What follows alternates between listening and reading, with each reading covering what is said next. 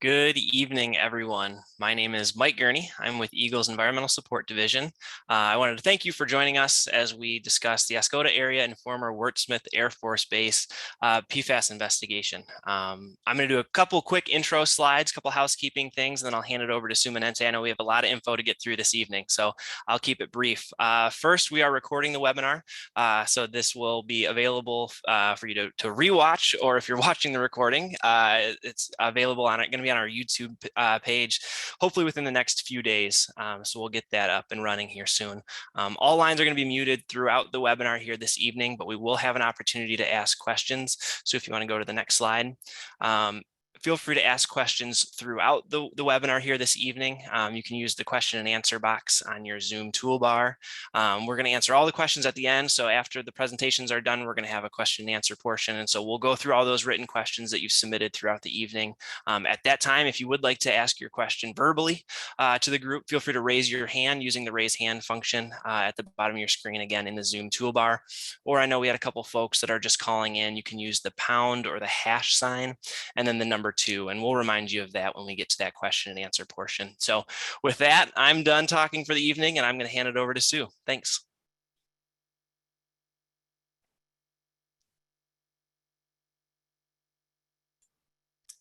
Hello, everyone. I'm busy clicking buttons here. Sorry for the delay. Welcome to the meeting tonight. We have a pretty full agenda for you. I'm going to hear a lot of information tonight. I am Sue Manente. I'm with the Michigan Department of Health and Human Services. And tonight you're going to hear a presentation from EGLE. You'll hear a presentation also from us, from the Michigan Department of Health and Human Services. We'll have a brief update from the DNR, and then also we'll have some information from Purdue University on the study they've been working on for Clark's Marsh. Then we'll go to our question and answer session, and we'll conclude the meeting around 8 o'clock. So let's get moving here. For those of you who may be looking for Abby Hendershot, the MPART Executive Director, she is not available this evening.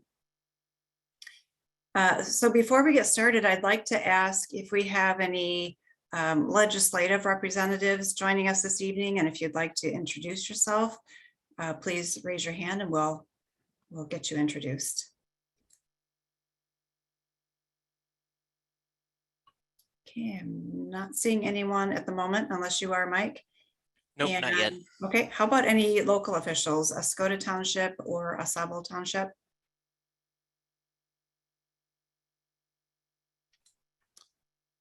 So it looks like we've got William Palmer. So I'm going to allow to talk. Mr. Palmer, if you can, feel free to unmute yourself. There you go. Yeah, hi, everybody. Appreciate you taking time to give us these town hall meetings to update us on the progress being made here in Oscoda. Appreciate it. Thanks for joining us, Bill. Sure. All right, so we will get going here with the presentations.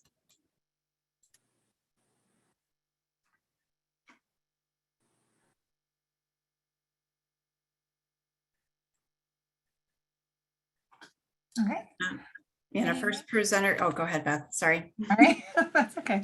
Good evening, I'm Beth Place. I'm the EGLE former Wurtsmith Air Force Base project manager. And just briefly, we're going to touch on the Wurtsmith Air Force Base Pfas and Air Force progress on cleanup. Next slide, please. Okay. Wurtsmith was closed in 1993 after a 70-year history, and most of the acreage has been transferred for non-residential and residential use. Air Force is the cleanup agency under CERCLA for the cleanup response here, and the state of Michigan is the regulatory agency and also the support agency under CERCLA. Next slide. Yep. This slide shows the installation restoration program sites where Air Force has conducted numerous investigations, removal and remedial actions, mostly of soil and groundwater contamination due to fuels, solvents, and waste handling practices. Next slide, please. Tonight, however, we will be discussing PFAS. And when PFAS was discovered at Wurtsmith, EGLE conducted several sampling events to determine, to get a handle and just begin to evaluate the PFAS problem. Next slide, please. The Air Force PFAS response has included removal actions, including providing alternate water, treating discharge for PFAS at the aero and benzene pump and treat systems that are now combined at the central treatment system, treating the discharge at the missions treat system, and they have also installed a FTO2 pump and treat system to treat PFAS, as well as soil removal at FTO2 to remove PFAS contaminated soil. Currently, and within the CERCLA process, Air Force is working on the remedial investigation. In the past, Air Force has completed the preliminary assessment and the site inspection. Air Force is currently constructing 2 interim remedial actions. Next slide, please. Those interim remedial actions are at Venetian Lake at Ratliff Park, installing a line of extraction wells to prevent PFAS contaminated groundwater from continuing to enter Venetian Lake. And then the other interim remedial action under construction is at FTO2, and that's an expansion of the system there, upgrading of Clark's Marsh. Next slide, please. Air Force had a RAB, Restoration Advisory Board meeting last month, and this was the timeline that they provided. And so you can see that Air Force is currently in the field collecting data for the remedial investigation. That field work will be complete in the fall of 2023.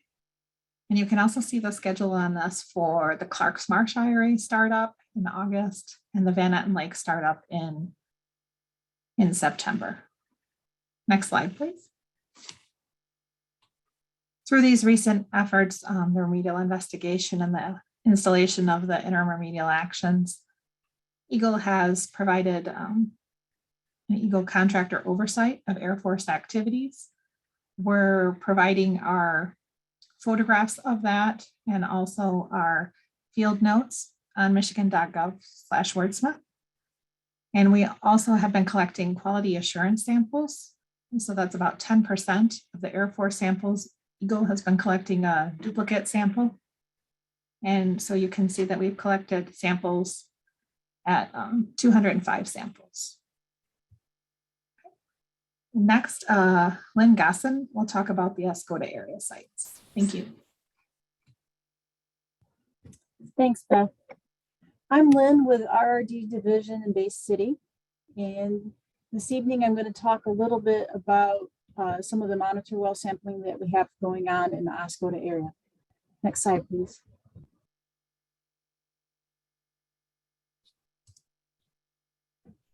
So this slide is showing where we have groundwater monitoring wells installed throughout the Oscoda and Osaba townships. Many of these wells are sampled for PFAS on a quarterly or semi-annual basis. And I'm going to go through some of the figures that have results for the wells that were sampled in January of this year. Next slide, please. This figure shows the Colbath area located on the northwest side of Venetian Lake. There were 2 samples in this area in January. One well was above EGLE's drinking water cleanup criteria. PFAS in this area is believed to be associated with a historic fire that was put out with firefighting foam containing PFAS. Oscoda Township is working to extend municipal water service to this area. Next slide. This figure shows the results for one well that was sampled on the east of Cedar Lake. The January result was below drinking water criteria for PFAS and was also below criteria in January, April, July, and October of 2021. Next slide. This figure shows results for the 8 wells sampled around the southeastern portion of Venetian Lake. 4 of the wells had detections of PFAS above drinking water cleanup criteria. The source of PFAS in this area is currently unknown, and the expansion of municipal water service is ongoing. Next slide, please. This figure shows the results for 4 wells sampled near the Oscoda Schools complex, all of which are above drinking water criteria. The contamination in this area is believed to be associated with a historic fire in a school storage building that was fought with PFAS-containing firefighting foam. The school complex is currently on municipal water, and the Oscoda Township is working to extend municipal water service to a residential neighborhood across the street to the north. Next slide. This figure shows the results for a monitoring well sampled in the Oscoda Township near Mill Street and Sunset Road. The PFAS result for this well was below drinking water cleanup criteria in January 2022, as well as in July and October of 2021. Next slide. This last slide depicts the location of monitoring wells located in Oscoda Township near Smith Street and the mouth of the Oscoda River. 7 monitoring well samples and 1 surface water sample were collected in January. 5 of the monitoring wells were above drinking water criteria. The source of contamination in this area is unknown. Municipal water is currently available in this area, but a few homes with private wells have been identified. We have sampled the private wells we identified, and they were below criteria.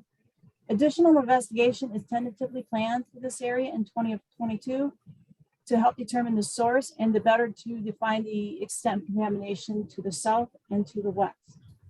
All the figures I went through today, along with other investigation reports and the data for the Oscoda area sites, are available on the MPART webpage. Feel free to reach out to me if you have any questions or need help finding any information. Our next speaker will be Tarek Buckmaster with Water Resources Division. Thanks, Lynn. Again, my name is Tarek Buckmaster. I'm a supervisor for the Industrial Permits Unit, Permit Section, and Water Resources Division of EGLE.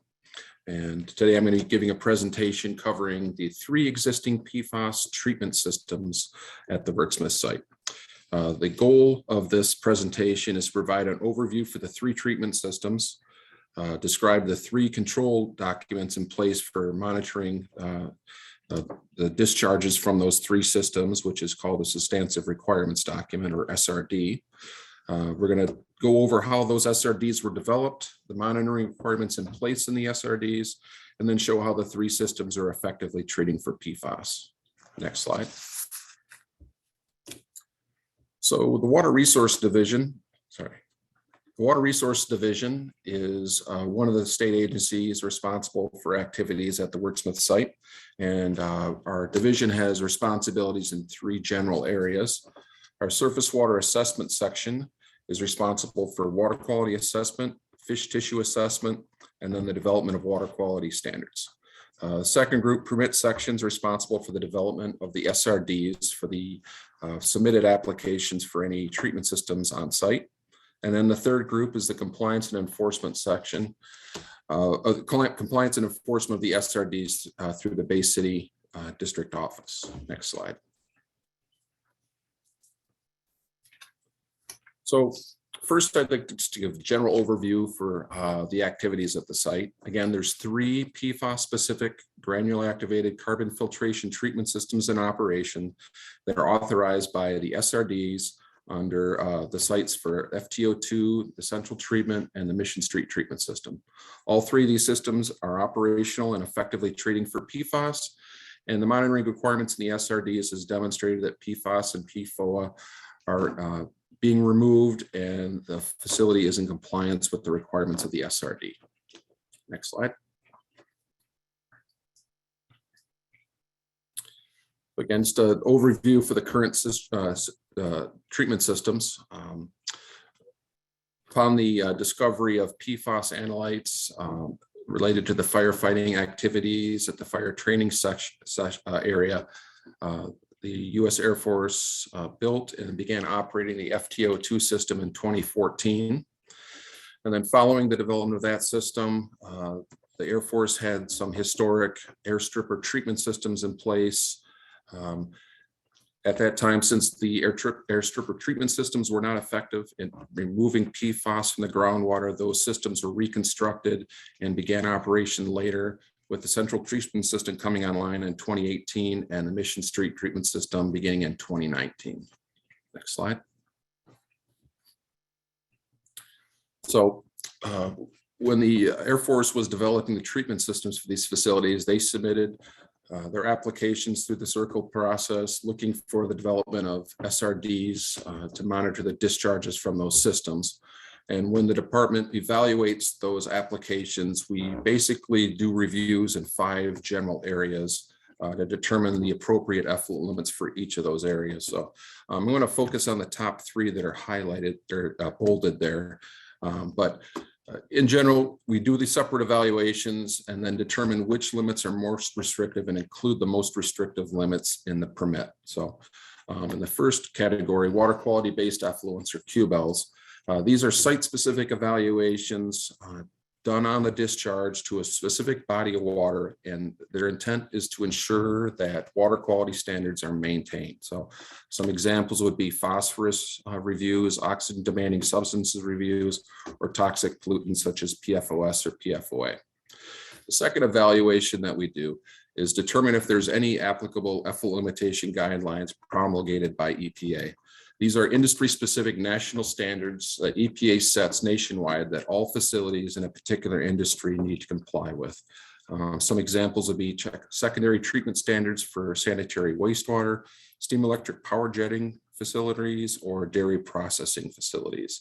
EPA has not promulgated any ELGs for groundwater treatment. Specifically, no ELGs have been developed for PFAS removal. So in the absence of any national ELGs, the state's required to establish best professional judgment or BPJ standards specific to the capability of a treatment system. So in this case, the Air Force was proposing to use granular activated carbon for the removal of PFAS and PFOA. So the state developed BPJ-based treatment technology standards that could be evaluated to ensure the proper operation and maintenance of that treatment system. And then we also consider any other water quality standards specified in our rules, such as like pH or fecal coliform, and then permit writer's judgment for other monitoring requirements such as flow or outfall observation. But in general, we do these evaluations and then we select the most restrictive limit for inclusion in the SRD. Next slide. So for this specific situation, we're looking at the water quality based effluent limits and the BPJ based treatment technology limits for PFOS and PFOA. And the intent of this slide is to show the comparison that was done and why we selected the limits we did. So the water quality based effluent limits for PFOS is 12 nanograms per liter as a monthly average and 1,600 nanograms per liter as a daily maximum. For PFOA, it's 12,000 nanograms per liter as a monthly average and 15,000 micrograms per liter or 15 million nanograms per liter as a daily maximum. So then we established the BPJ limits, which are numbers that were developed with the understanding that granular activated carbon having multiple stages, two or more stages of activated carbon units are capable of 99% removal of PFAS in the source water. So for PFOS, the department established 15 nanograms per liter as a daily maximum, and for PFOA, 40 nanograms per liter was established. So in doing the comparisons, the easy comparison is with the daily maximums. Obviously, the BPJ numbers are well below what those standards are. But then the department also determined that a 15 nanograms per liter daily maximum was more restrictive than the 12 nanograms per liter monthly average due to the averaging ability that you can have with multiple samples in a month. So if you had a sample of 50 nanograms per liter, that could be averaged out with other lower concentration values versus the daily maximum of 15 nanograms per liter. Next slide. So this next slide is just a generic view of the monitoring requirements that are in the SRDs. This is a simplification for the requirements just for ease and presentation here. So These treatment systems are comprised of 2 or more carbon filtration units. And typically when we set up the monitoring requirements, we're looking at the influent to the system, the data produced in the intermediate stages, which show the impacts of the treatment over time. And then finally, the discharge limitations, which ensure that water quality standards are being protected and the BPJ limits are being met. So for this, for these 3 facilities, this monitoring requirements chart shows that the PFAS standard is the 15 nanograms per liter and PFOA is the 40 nanograms per liter.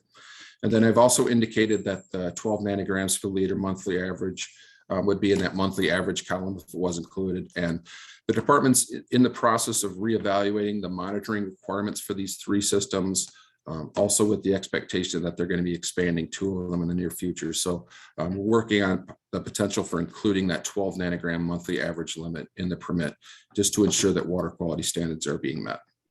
Next slide. And then the last slide is just a view of the capabilities of a treatment system, showing how that the data represents the removal capabilities of each stage. So this is a snapshot of data reported for the central treatment system. This is approximately a 5-month period of time, as you can see on the bottom. And then notice on the left side that this is a logarithmic scale for the concentrations. So for central treatment system, they actually have 3 treatment units. So there's 2 intermediate stage reporting requirements for this facility. So as you can see in the orange line at the top, that's the influent to the treatment system. And as you can see, there's some variation, but for the most part, it's pretty consistent over time. And then the green line, the next highest line, is the results from the intermediate stage 1. And as you can see over time, the concentrations increase following the groundwater going through that treatment system. Those individual pores and sites in that filter are being utilized, so there's less removal as that water flows out of that treatment unit.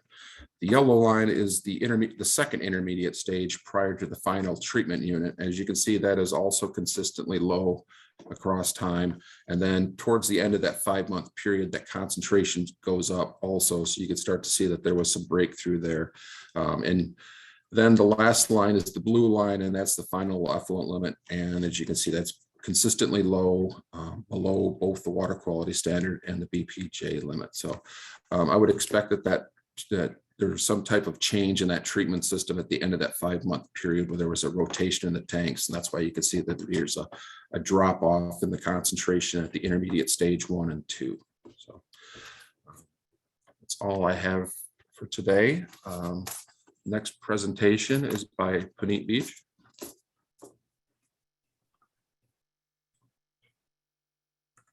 Thank you, Tarek.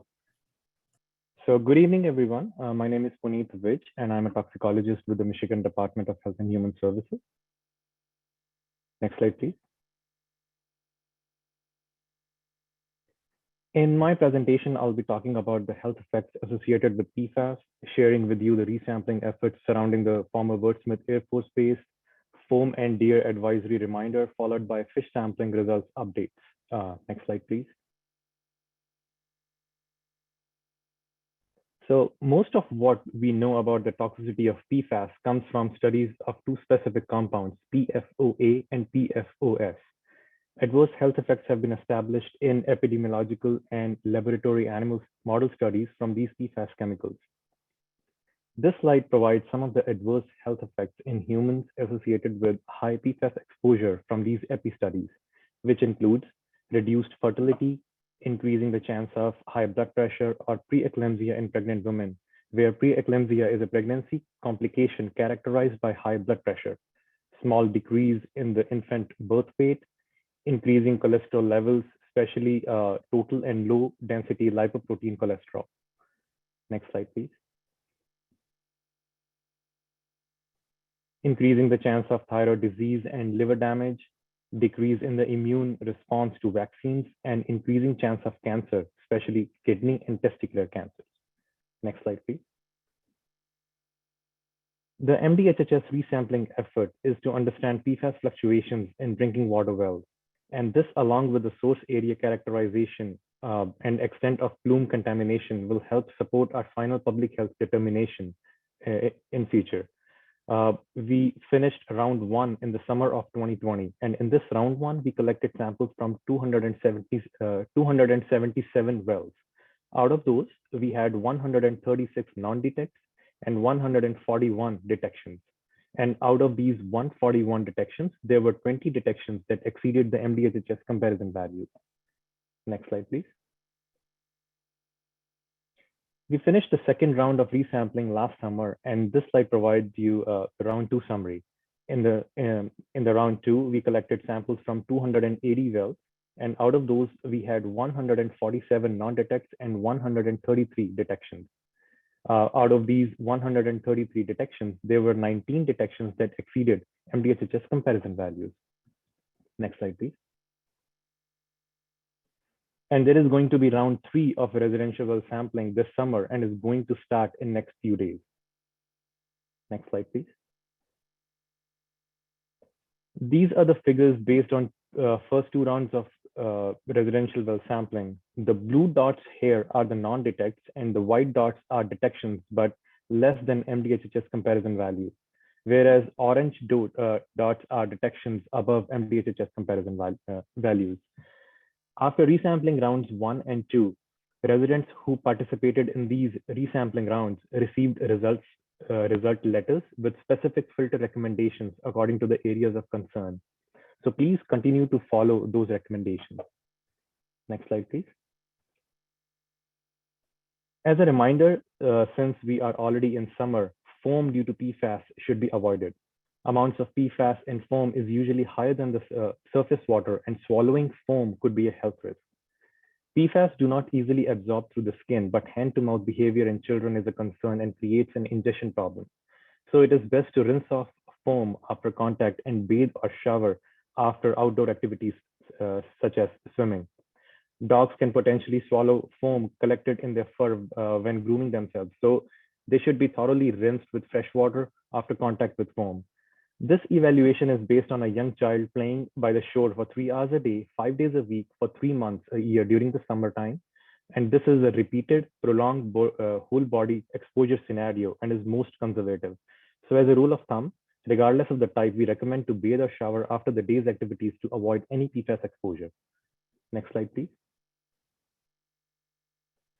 In 2021, based on the data and the relationship between detections of PFOS in liver samples and the collection location distance from Clark's Marsh, MDHHS revised the do not eat advisory from within 5 miles to within 3 miles radius of Clark's Marsh.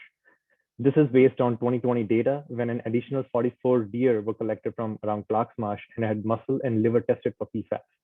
In muscles, only 2 PFAS were detected, and in liver samples, 7 PFAS were detected. MDHHS continues to recommend not eating kidneys or liver from any deer statewide because many chemicals, including PFAS, can accumulate in these organs. Next slide, please. This slide provides the fish results updates from Venetian Lake. This sampling was done in 2020 for yellow perch and black crappie in Venetian Lake, and these are the average PFOS levels. 34.4 parts per billion in yellow perch and 48.7 parts per billion in black crappie. Also, our Eat Safe Fish guide was released last month on May 2nd. Next slide, please. These are some of the additional resources that you can use to gain more information about PFAS. Thank you. Now I'll give it to Kesare O'Brien from DNR.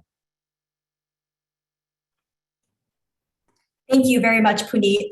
Good evening, everyone. I'm here today on behalf of the Department of Natural Resources Fisheries Division Habitat Management Unit.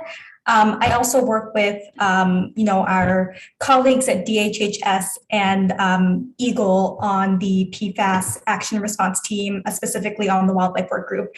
As for Fish and Wildlife, I don't have, as it relates to the Department of Natural Resources, I don't have too many major updates, just that As of now, we don't, DHHS and DNR, we don't have any further sample or further plans to sample for deer in the Oscoda area this year. We do not currently have any additional funding to conduct any additional wildlife research at this time, but we're always looking to partner with universities or other entities looking to do those types of studies. We continue to work with other states who are really just starting to kick off their PFAS testing as well, mostly exclusively related to testing for PFAS in wildlife. And we're always, of course, willing to work closely with EGLE and DHHS on, sampling fish and wildlife when we are needed. So I just wanted to introduce the principal investigators of this Clark's Marsh study. Back in 2019, the Department of Natural Resources put out these 2 requests for proposals. We really wanted to learn how PFAS, or wanted to get an understanding of how PFAS was affecting fish and wildlife health, specifically in the Clark's Marsh and the Huron River ecosystems. So here I'm going to hand it over to Wes Flynn now to talk about the results of the Clark's Marsh study. So Wes, please take it away. Thanks, Kesare. Let's see, share. Oh, screen sharing disabled.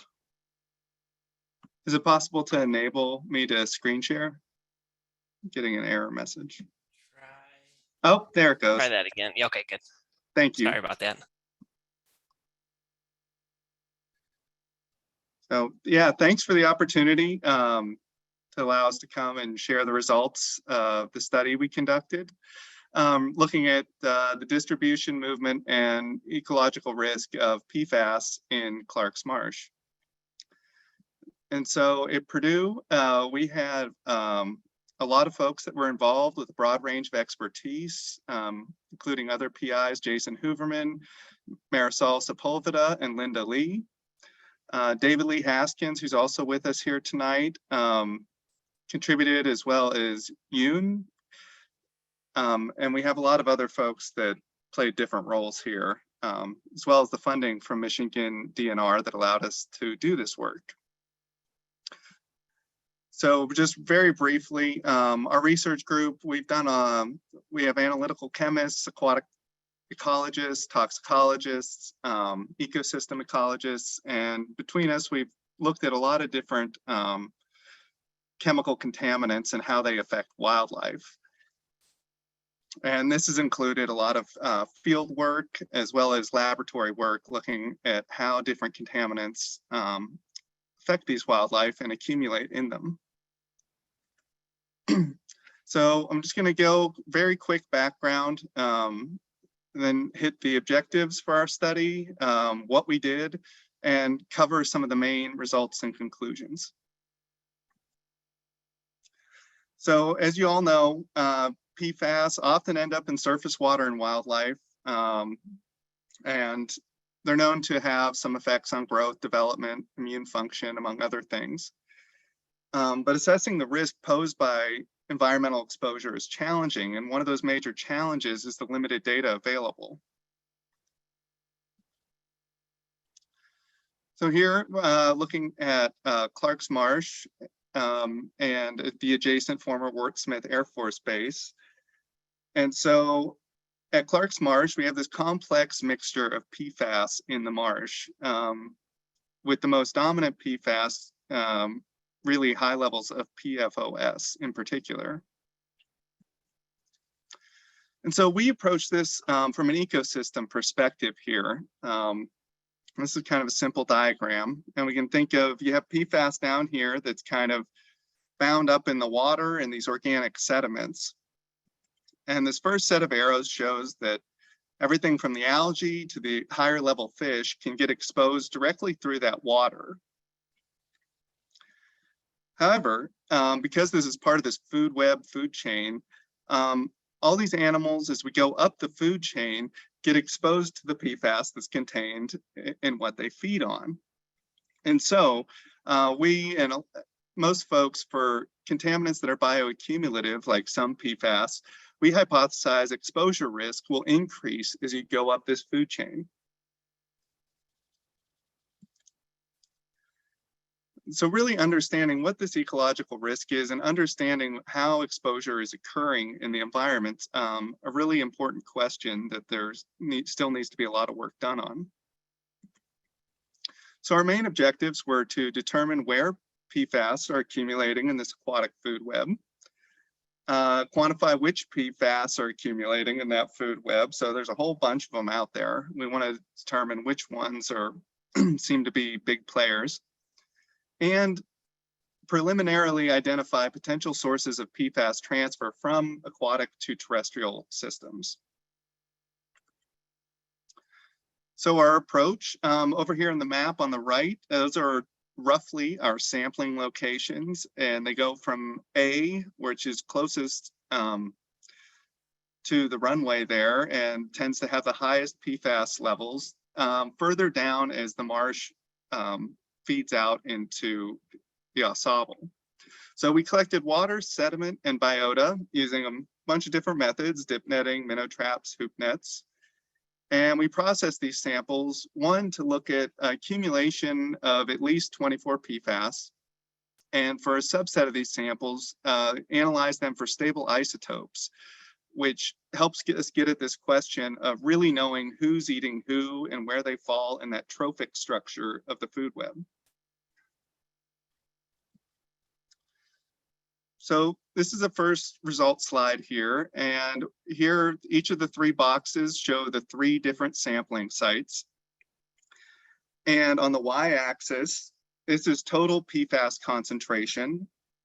The different colored dots, if you look at the asterisks, those are the total, the sum of all PFAS we found in different samples.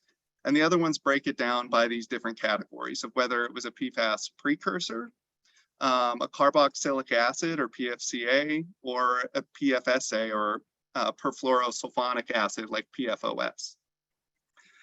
And as you can see, going from algae up through fish, you see generally an increasing trend in total PFAS concentrations.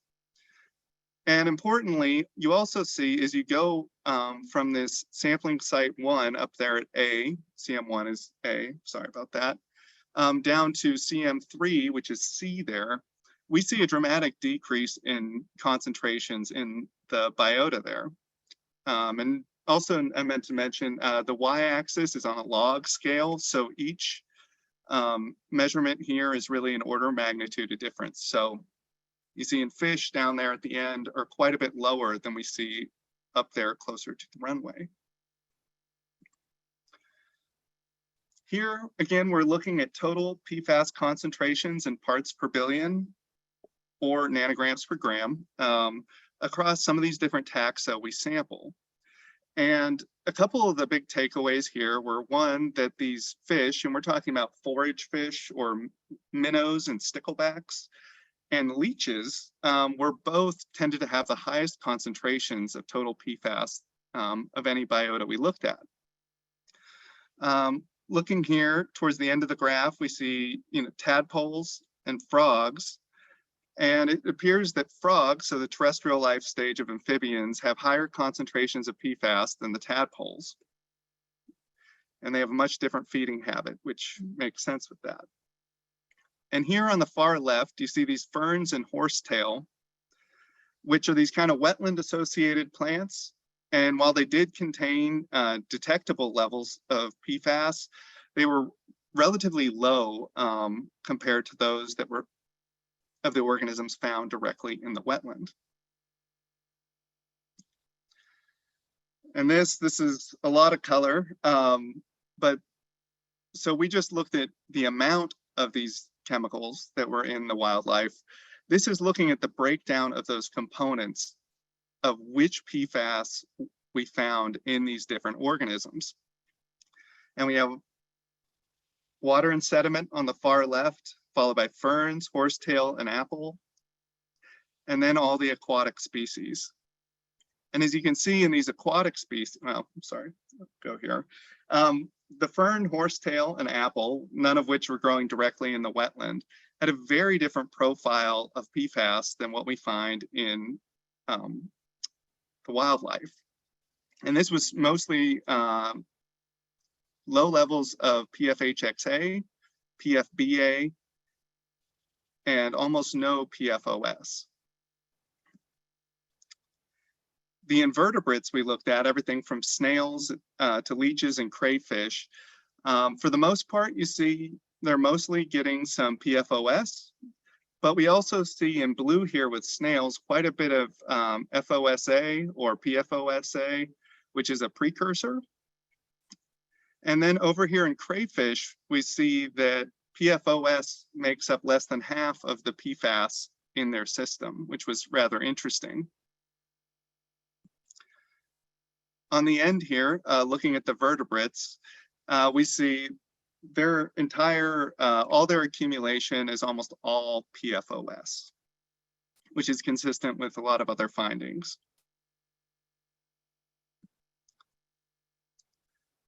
As I mentioned before, we were interested in how this whole trophic structure in this food web might be influencing how much PFAS these organisms are exposed to.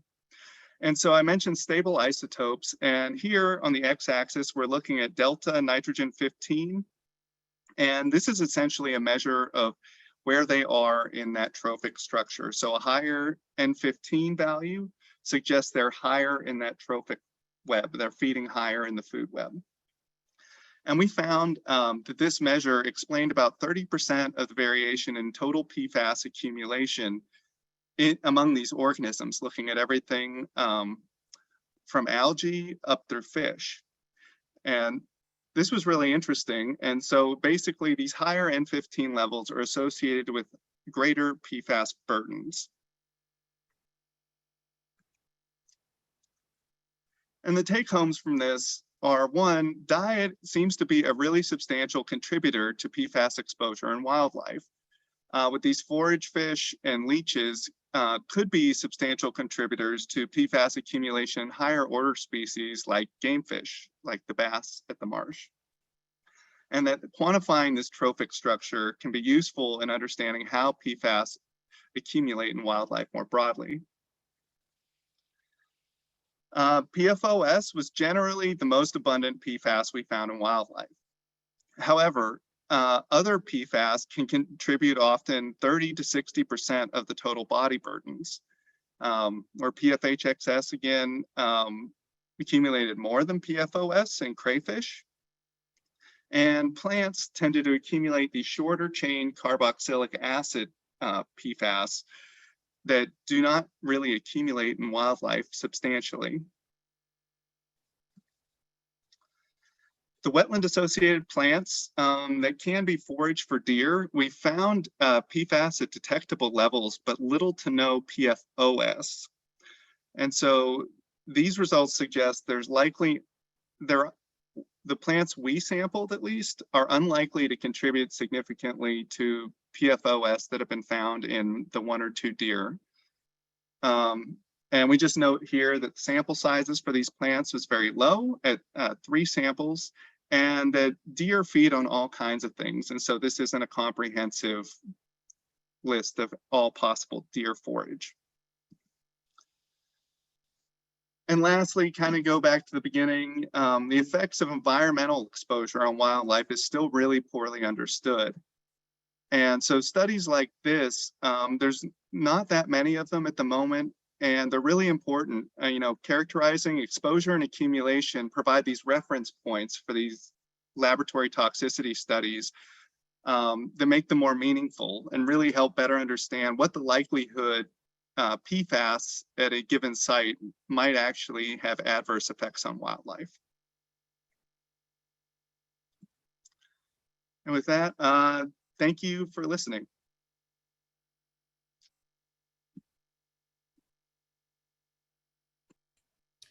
Thank you, Wes. I am going to share my screen again.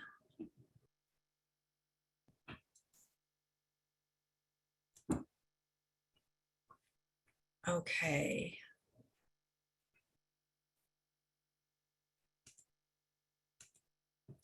We are now moving to the comments, questions, and answers session. And I would like to invite Kathy Woosterbarth to provide any updates that she would like to provide for the Now Need Our Water advocacy group or the Great Lakes PFAS Action Network. Kathy, before you do that, I would like to mention that now was awarded MDHHS Hometown Heroes Award. They were nominated by District Health Department number 2. Denise Bryan, the health officer for District 2, is on the line as well. Just want to say congratulations, well deserved. Kathy, if you'd like to go ahead, please. Yes, thank you, Sue, so much for the opportunity to speak about this. We do appreciate very much this award. We know that it involved so many people.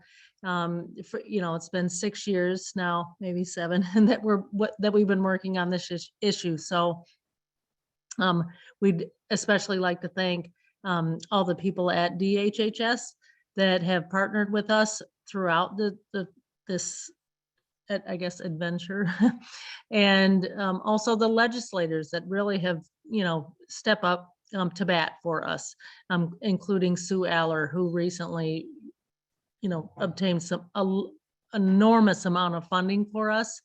And we know that she was an integral part in making sure that safe drinking water got to many of her constituents. So we'd like to thank her also.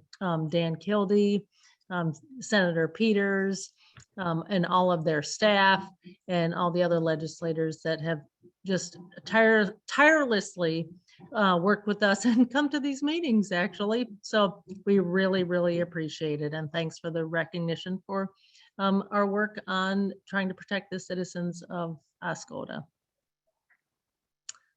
I would like to give some updates. A few of them include the EPA. I think that's probably foremost on many people's minds, the EPA release of the new interim lifetime health advisories. We're hoping that the state can give us some insight on what they plan on doing related to their MCLs, maximum contaminant levels, and how that interrelates with these new interim standards for drinking water, which are less than 1 part per trillion, which is, an amazing number to think about. So we're hoping that you can address that during this meeting.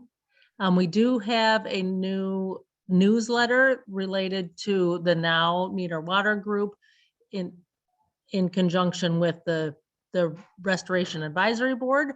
We have issued developed a newsletter, and we really tried to make that a document that was really easy to understand. We spelled out all the acronyms and just tried to summarize those Restoration Advisory Board meetings that are occurring on a quarterly basis. We wanted to make sure that people, it was digestible information for them. So we appreciate these town halls on a quarterly basis, and then the RAB, but the easy to absorb or understand information is pretty important, according to the members that we've talked to.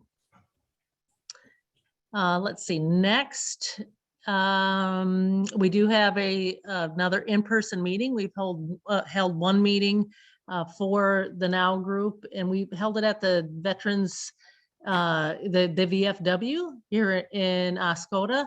And the next one we plan on having on August 18th, which is that 3rd Thursday of the month in August. And that will be at 6 o'clock there at the VFW. And let's see, there was one last thing I wanted to make sure I included. Well, maybe one related to the foam advisories or the foam reports. I know that there are a few members of Now that submitted some, the monitoring reports or I guess requests through the state of Michigan that requested Great Lakes monitoring for specific events. And I know that multiple members of Now submitted some requests for those foam events that have occurred on Lake Huron, and they were all denied. So that's very unfortunate. We're disappointed about that because there were some sightings in this last spring season. So I guess there's a lot more to report, but we do have a Facebook page if people want to follow that, and we have an email list, and of course we have our in-person meetings if people want to attend. The exposure assessment, I don't think Puneet talked about that, and I'm not sure if Sue, if you mentioned that at the beginning of the meeting. I was a couple minutes late, but we're very excited about getting this exposure assessment in place for Oscoda. I understand that it is in the works. It's in an internal review board, but we really, really are ready to have this. So thank you so much. Kathy, did you mention that NOW has an email address? We do, yes. Do you want to tell us what that is? Yeah, I'd love to. It's Now Action Group, all one word. So Now Action Group @gmail.com. All right, thank you. Thanks, Sue. Yep. All right, let's go to the Q&As. And we do have some questions that were typed into the Q&A. So just a reminder again, you can submit your questions into the Q&A box at the bottom of your screen. You can click the hand icon to raise your hand to ask a question verbally. And if you're on the line, you can type #2 on your phone's keyboard and we'll get you unmuted so you can answer, or excuse me, ask a question that way. All right, so let's get going with the questions here. Question from Teresa. Have these numbers changed since the EPA's new health advisories from last week? And we do have several questions about the EPA's new numbers. Beth, can I call on you to respond to that one? And just Sue, this is Mike Gurney again. Just for clarification, that one came in on slide 28. So I believe that was during the second presentation there, talking about the monitoring numbers that were reported. Okay. Okay, and so this is on the EPA's new health advisories, is that right, Sue? Correct, yeah. Okay, yes, and so some of our MPART team could not make the meeting tonight, Abby Hendershot, Mike Jury, for example. And so they've requested that we gather the emails from the folks that have asked those questions. Just send your email to me and then we'll get back with you shortly. I know that EGLE is still evaluating the new health advisory since they've come out so recently. Thank you. And when you email Beth with that inquiry query, if you would like a call back, include your phone number as well. And I'm going to interrupt again. I do also want to make sure that everyone knows that at the end of the meeting tonight, I'm going to send a report out to all the panelists. So Sue and Beth will get it. It'll have all the questions that are asked tonight and your email address. So we've got a list of, as Sue said, there's a handful already in there about the new EPA numbers. So I'm going to share all that information with Beth here probably this evening or tomorrow morning. So she'll have a list. So if you've already asked one, you can feel free to, like Sue said, send another email just to make sure that we've got that in our email inbox there. But otherwise, I will be sharing a list of all the questions that are asked tonight with the email so that we can follow up if we need to at the end. Okay, next question is from Connie. Name the landfill or landfills used as a disposal facility for the PFAS contaminated activated carbon from all the treatment units. And that would be someone from EGLE. Eric, feel free to jump in after me if you'd like, but really, I would like to get back to you guys on that question as well. I wouldn't want to give out the wrong information at a public meeting, and I just don't have the information from those recycling or disposal facilities. Thank you. Thanks, Beth. Question from Carrie, and this is for Purdue. Regarding the Purdue University study, were multiple trophic levels of fish studied? And how do your results relate to the higher PFAS levels in bluegill in the same system as compared to other fish species?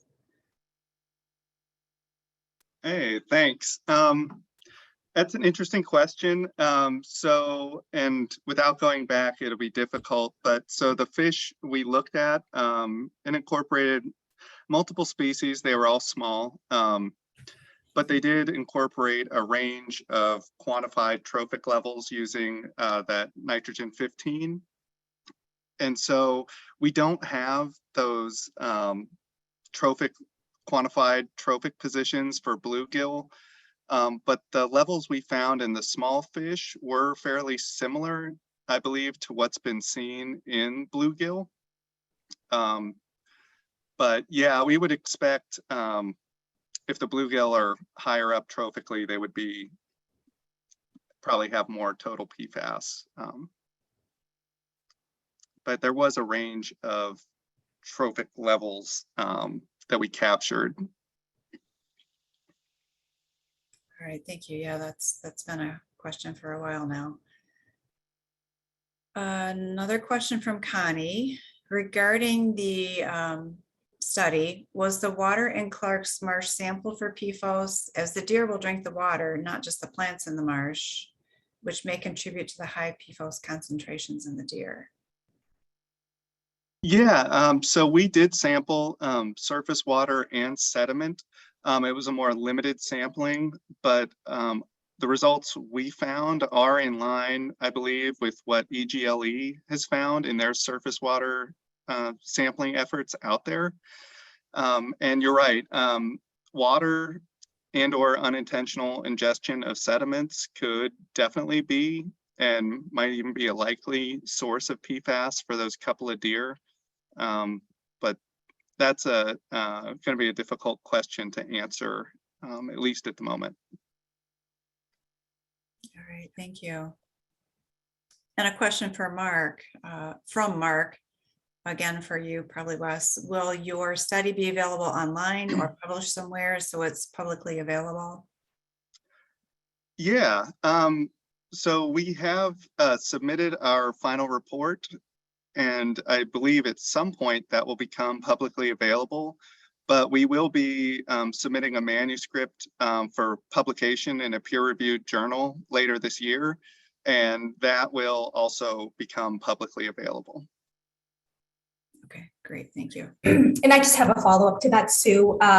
So Purdue has also submitted a fact sheet, just a 1-2 pager that outlines some of the results and the methods and the purpose of the study. We're reviewing that now, and hopefully we will have that posted on the Wildlife Work Group webpage in a couple weeks, hopefully no more than a month. Okay, and that would be the webpage on the MPART website? That's correct. Okay, great, thank you.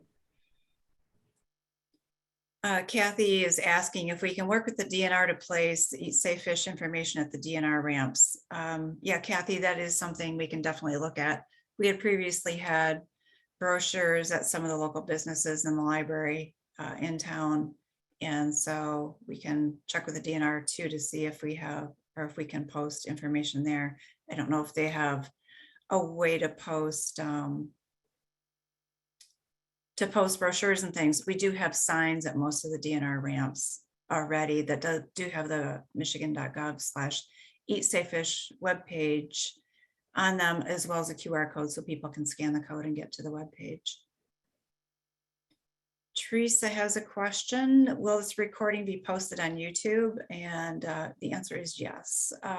Mike, do you want to follow up on that one? Yeah, so it'll be, it usually takes a couple days. I know with the weekend fast approaching, I would anticipate early next week at the latest. So, hopefully we can get it in before the weekend, but just to be safe, I would anticipate early next week.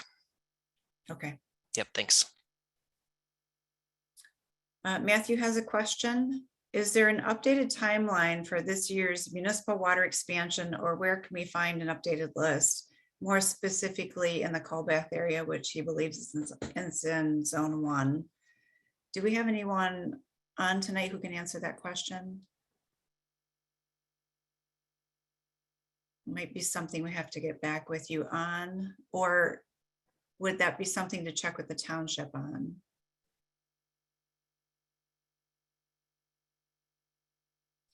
So it looks like we do have a hand raised. They may be able to answer that. So feel free. I think that was Bill, right? Feel free to unmute yourself if you wanted to respond to that question.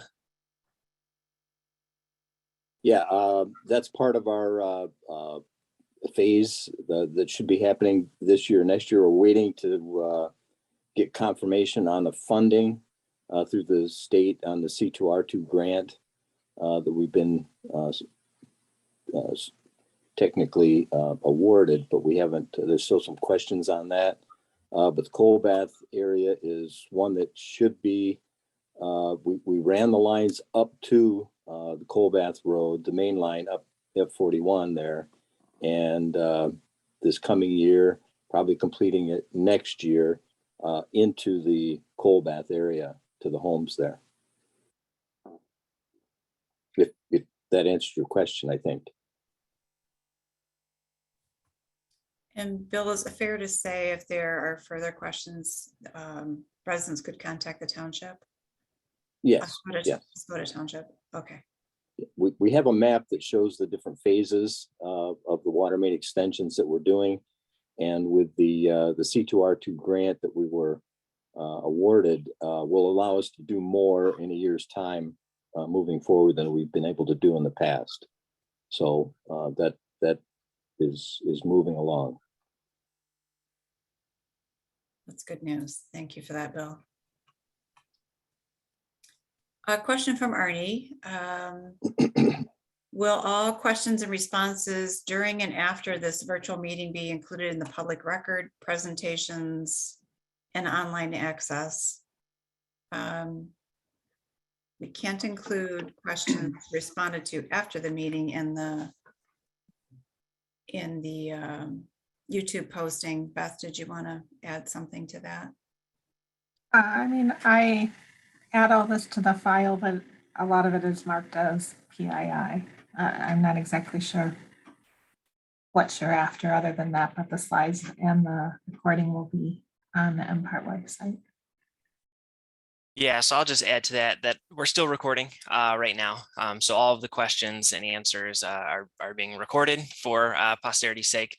The written responses, I'll be honest, I can't type that fast. So most people just get a thank you for your question response. So there's not a whole lot else that's available. So the record is the recording. So that's all available. And like Beth said, if there's any written thing, it'll be stuck in the file, obviously with any personally identifiable information removed from that. But otherwise, it's the YouTube video. All right, thank you for that. Kathy is asking, can a private or public entity request a fall warning sign? Is there a cost? Kathy, did you have a specific location in mind? What are you thinking? Oh, Cedar Lake. I am not certain about that. That's something we'll have to follow up on and get back with you on.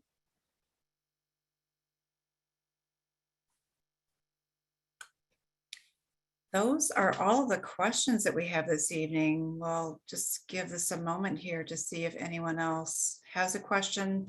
Bill, your hand is raised. I don't know if you had another question or if that's left over from a previous response.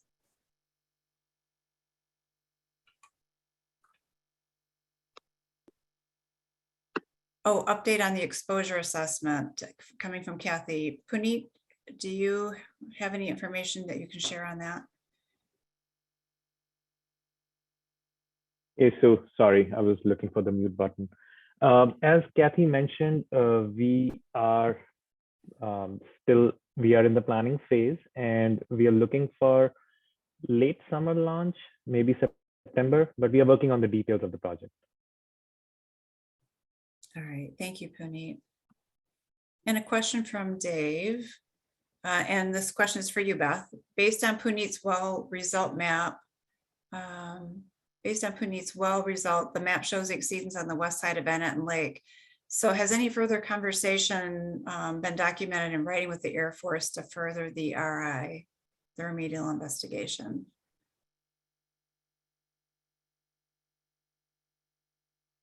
Hey, Dave. Yeah.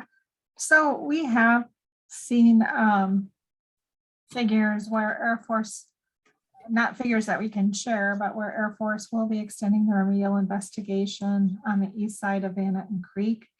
We still, no, the status has not changed since we contacted you on the 3rd of June, where Air Force has stated that they're committed to conducting the Wurtsmith RI efforts related to Venetian Lake in the area south of Phelan Creek along Loud Drive, as well as Venetian Creek. And the Air Force has also indicated to EGLE that they will perform step-out activities as data is collected and reviewed, with efforts underway to identify parcels of property requiring access agreements.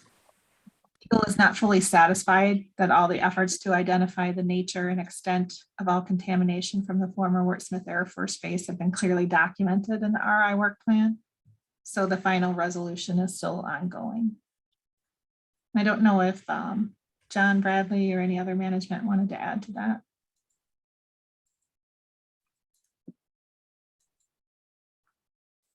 Okay. Can you guys hear me? Yeah. No, I think that was a good summary, Beth. Thank you very much. All right. No other questions at the moment. Mike, I've temporarily lost my toolbar, so I can't see if any hands are raised. I don't see any hands at this time, and I don't see any open questions. Okay. Oh, here we go. We do have one hand raised. Rex Vaughn, I'm gonna see if I can allow you to unmute there. So see if you can unmute yourself. Yeah, cool. Okay, good evening, everyone. I've got a technical question that I find it difficult to get an answer.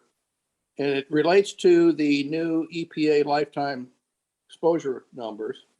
And we're talking about measuring down to 4 parts per quadrillion. And I'm curious, has anybody figured out how you're going to measure that far down with today's measurement technologies?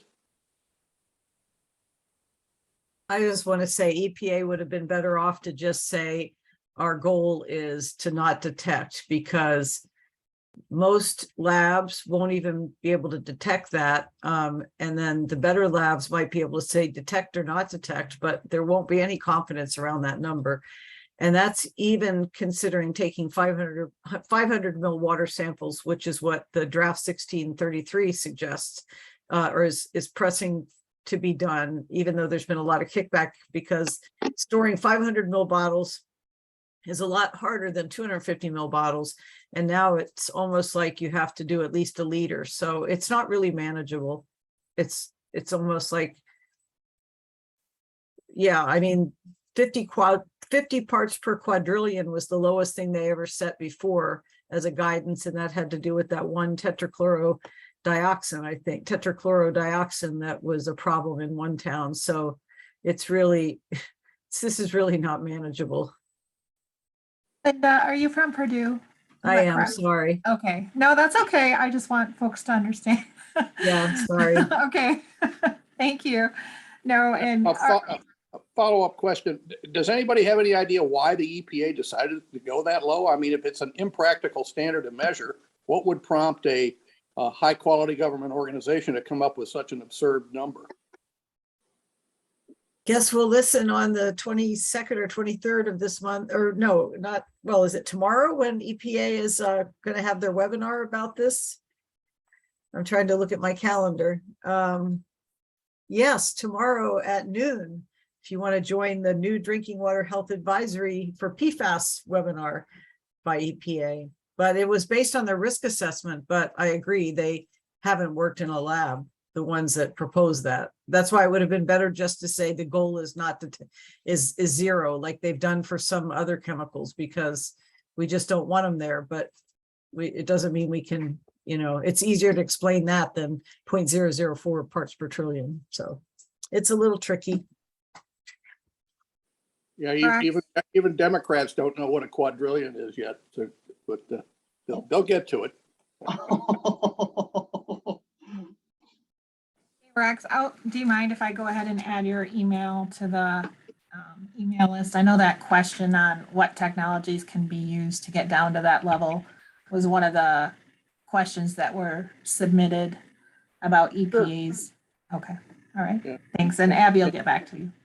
Well, I'm a RAB member, so you ought to have it from those records if you want to just do that instead of digging it up and on. Yep, unknown I have places. it. I just wanted to make sure it was okay to include you on the list. I have your email. Oh, sure. Okay, thank you. Yep. Okay, we do have a question from Connie. Has EGLE or the Air Force conducted any PFAS sampling in the Oscoda River, including upstream of the dam? Dam or dams? Connie's got dams. I know we've got Foot Dam just above the bays.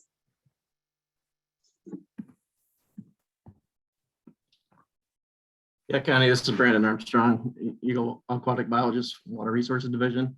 We did get fish out of the Oscoda River downstream of Mayo in 2017. Those were brook trout that we analyzed for fillets. The highest concentration we saw at that time was 1.2 part per billion PFOS. And then we've also done some sampling up by grayling brown trout out of the Oscoda River with, again, low concentrations of PFOS up to 1.1 part per billion. As far as surface water sampling, we are going to be doing a watershed-wide study this year. That plan is currently being drafted. We'll be collecting approximately 40 surface water samples across the watershed and analyzing for PFAS.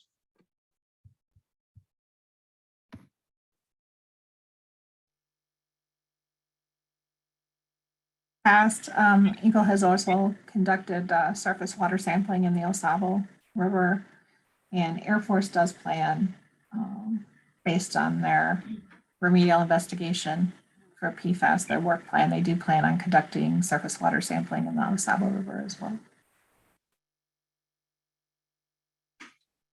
All right. Not seeing any other questions at the moment. There was one question about the link to tomorrow's EPA webinar. So I did put that in the chat.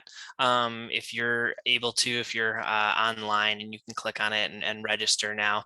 Otherwise, Beth, I'll share that link with you later. And if you do any follow-up to attendees or registrants for this webinar, it sounded like there was a request to have that added in there. So I'll share that with you. Thank you. And that link will be an Eventbrite link. Yep. Yeah, that's correct. Yep. Good clarification. Rex, your hand is still up. Did you have another question?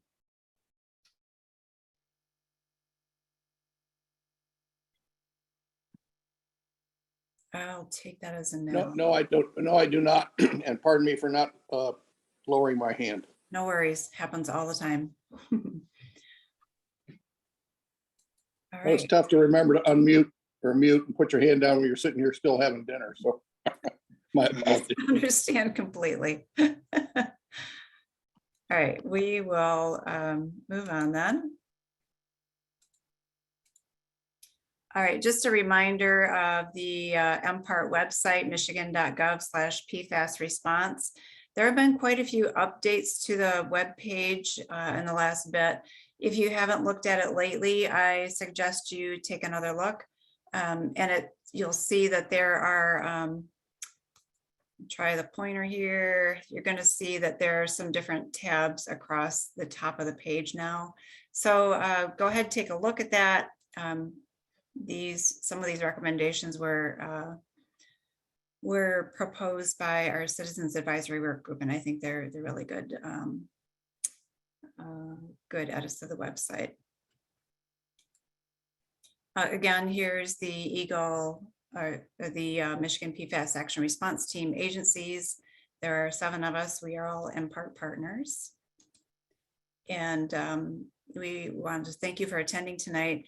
I do want to, mention that I have transitioned off of PFAS work and I'm working on some other projects. And so won't be working with the Oscoda group anymore. And I just want to tell you that it's been an honor to work with you. It's been 10 years now, almost 10 years. And we'll miss all of you. The work that you do for your community and your advocacy is commendable. And I just really appreciate all you do for Oscoda. So thank you very much. It's been really great working with you. That's it for this evening, and we'll meet with you next time. Thanks, everyone.